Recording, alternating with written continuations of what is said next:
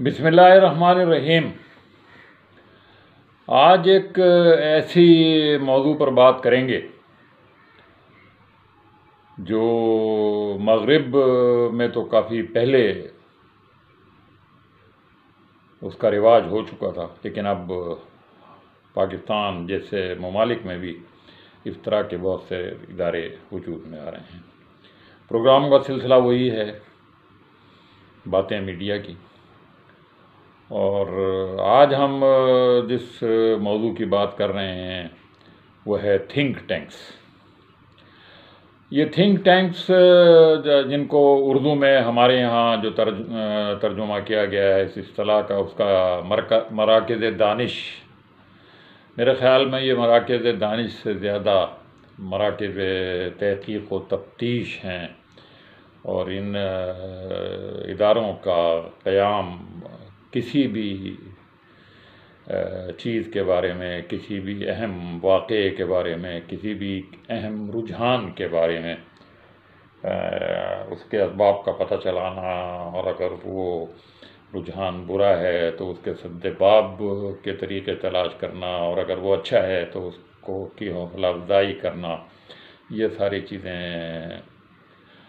یہ cold war کے زمانے سے یہ مراکز دانش جو ہیں یہ امریکہ میں تو بننا شروع ہو گئے تھے، یورپ میں بھی، لیکن پاکستان اور ہندوستان میں بھی ابھی 15-20 برسوں سے یہ مراکز یعنی تھنک ٹینکس بن رہے ہیں، اور ان تھنک ٹینکس کی جو کہتے ہیں آدھی سے زیادہ تعداد اس وقت دنیا میں کوئی 4,500 کے قریب اس طرح کے مراکز کام قائم کر رہے ہیں، اور ان مراکز میں سے کہتے ہیں آدھے سے زیادہ بھارت میں۔ یہ مراکز حکومت بھی قائم کرتی ہے، اور حکومت ان کو امداد بھی دیتی ہیں، اور کچھ نجی اداروں کی طرف سے، اور بڑے بڑے انڈاؤمنٹ ہیں، لوگوں نے اپنی جائیدادیں وقف کی ہیں، جو مرنے والے لوگ ہیں اور آگے پیچھے ان کے کوئی وارث نہیں ہیں تو وہ اپنی دولت اور اپنی جائیداد جو ہے وہ ان مراکز کے نام قائم کریں۔ کہتے یہ ہیں کہ ان 4,500 دنیا بھر میں اس وقت جو مراکز ہیں اس میں سب سے زیادہ بڑی تعداد اس وقت اگر ہے تو وہ بھارت میں ہے، پھر چین میں ہے، پھر فرانس میں ہے۔ پاکستان میں بھی کچھ عرصے سے یہ رواج NGOs کے تحت یہ کام ہو رہا ہے، کچھ گورنمنٹ نے بھی اپنے ادارے بنائے ہوئے ہیں لیکن بہت کم ہیں۔ بہرحال ان سارے اداروں کے بارے میں آج ہم بات کریں گے، اور سیدھی سی بات ہے، ان اداروں کے قیام کا مقصد مختلف رجحانات اور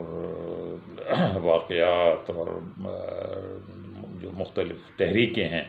ان کے بارے میں تفتیش و تحقیق ہے۔ تو اس بارے میں آپ یہ بھول جائیں کہ شاید یہ ان ملکوں کے مفاد کے لیے قائم کیے جاتے ہیں جن ملکوں میں یہ ادارے کام کر رہے ہیں، ایسا نہیں ہے۔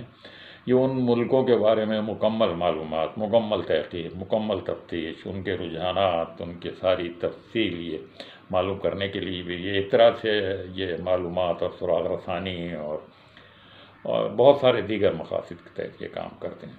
لیکن لازماً پھر ان اداروں میں ان ملکوں کے لوگوں کو شامل کیا جاتا ہے جو اس ملک کے پڑھے لکھے لوگ ہوتے ہیں، جو ایسے لوگ ہوتے ہیں جو کچھ واقعی قیمتی قابل قدر معلومات فراہم کر سکتے ہیں، انہیں لکھنا آتا ہے، انہیں بولنا آتا ہے۔ بہرحال یہ بہت سارے ادارے ہیں جو اس وقت دنیا بھر میں کام کر رہے ہیں، اور خاص طور پر مسلمانوں میں جو تحریکیں چل رہی ہیں، مسلمانوں میں جو رجحانات فروغ پا رہے ہیں، ان کا بہت ہی تفصیلی جائزہ، بہت ہی تفصیلی ان کی تحقیق امریکہ اور یورپ کے مختلف ادارے اور ملک بھی کر رہے ہوں گے، ہو سکتا ہے، اور بھارت والے پاکستان کے حوالے سے کر رہے ہوں گے۔ بہرحال تو یہ جو تھنک ٹینکس ہیں یہ اپنے مقصد کے لیے قائم کیے گئے ہیں، اور ان میں ہزاروں لاکھوں ڈالرز اور یورو اور پاؤنڈ جو ہیں وہ خرچ ہوتے ہیں ہر مہینے، بڑی بڑی تنخواہیں ہیں ان سے وابستہ لوگوں کو دی جاتی ہیں۔ تو حال ہی میں ایک برطانیہ میں Tony Blair institute for global change کے نام سے ایک ادارہ وجود میں ہے، اور اس سے بہت سارے مسلمان دانشور بھی منسلک ہیں، اور اس کے دیگر مقاصد میں ایک مقصد یہ بھی ہے کہ مسلمانوں میں اس وقت جو اسلامزم، پولیٹیکل اسلام کی تحریک چل رہی ہے، مولانا سید ابوالعلا مودودی نے اب سے 25-30-40 سال پہلے اقامت دین کے حوالے سے جو بات کی تھی، اسے ایک پولیٹیکل اسلام کہا جاتا ہے ان ممالک میں، اور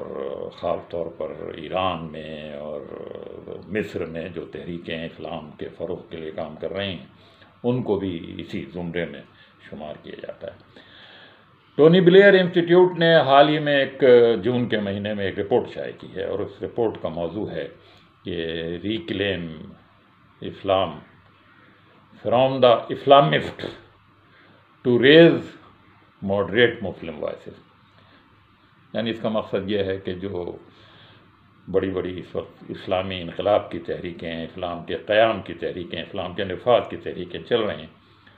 ان کی حوصلہ شکنی، بلکہ ان کو رکوا کر ان کی جگہ ان ملکوں، مسلمان ملکوں میں ماڈریٹ اسلام، اور ماڈریٹ اسلام سے ان کی جو مراد ہے وہ سب آپ لوگ جانتے ہیں کہ کیا ہو سکتی ہے، یعنی ایسا اسلام جو روایات اور رسوم اور عبادات تک محدود ہو، اقتدار، پاور، طاقت، اس کی بات نہ کرے، اور یہ انہی کے پاس رہے جن کے پاس ہے۔ تو بہرحال اس انسٹیٹیوٹ نے ایک رپورٹ شائع کی ہے حال ہی میں، جس کا میں نے آپ نے ذکر کیا۔ ڈاکٹر تسنیم احمد ہمارے بہت بڑے کراچی میں رہنے والے ایک دانشور ہیں، اور کراچی یونیورسٹی کے شعبہ فارمیسی، یعنی فارمیسی کی جو فیکلٹی تھی، کلیت الادویہ، اس کے وہ ڈین بھی رہے ہیں، اور ان کی ایک بہت اہم جو ان کی تالیف ہے وہ نزول قرآن کے حوالے سے انہوں نے حضور کی سیرت بیان کی ہے، 11-12 جلدیں شائع ہو چکی ہیں، مزید آنے کا امکان ہے۔ انہوں نے ماہنامہ ترجمان القرآن لاہور کے ستمبر اور اکتوبر کے مہینے میں 2 شماروں میں بہت تفصیل سے اس رپورٹ کا تجزیہ کیا ہے، اور اس کے بہت سارے منفی پہلوؤں کو اجاگر کیا ہے، اور یہ بتایا ہے کہ یہ ساری کوششیں دنیا بھر میں کس مقصد کے لیے ہو رہی ہیں۔ انہوں نے بہت ہی زبردست اس کا پوسٹ مارٹم کیا ہے، اور انہوں نے بتایا ہے کہ یہ اصل اسلام کے بجائے ایک ایسا اسلام اس دنیا میں دیکھنا چاہتے ہیں جو ان کے اقتدار کو چیلنج نہ کرے، ان کی حاکمیت کو، ان کے غلبے کو دل و جان سے قبول کرے، اور اپنی رسمیں یہاں، اپنی عبادات، نماز، روزہ، حج، یہ چیزیں کرتے رہیں، اور جیسی دیگر ان کے ہاں چیزیں موجود ہیں رسوم کے نام پر اور روایات کے نام، وہ چلتی رہیں، اور وہ اپنے آپ کو بھلے مسلمان کہتے رہیں، لیکن اقتدار، طاقت، غلبہ اور امر بالمعروف دنیا میں اور نہی عن المنکر، یہ کام جو ہے وہ نہ کریں۔ تو اس کے لیے انہوں نے اس پوری رپورٹ کا بہت ہی انہوں نے افسوس اس بات پر ظاہر کیا ہے کہ ان اداروں کے ساتھ جو لوگ منسلک ہیں وہ ہمارے پڑھے لکھے اور اچھے لوگ ہیں، اور ان لوگوں کو لازماً بہت اچھے معاوضے بھی شاید مل رہے ہوں، لیکن بہرحال ان اداروں کے مقاصد کو سامنے رکھتے ہوئے ان لوگوں کو اس بات پر غور کرنا چاہیے کہ آیا ان کو ان اداروں کا اس طرح سے ساتھ دینا چاہیے یا نہیں دینا چاہیے۔ بہرحال یہ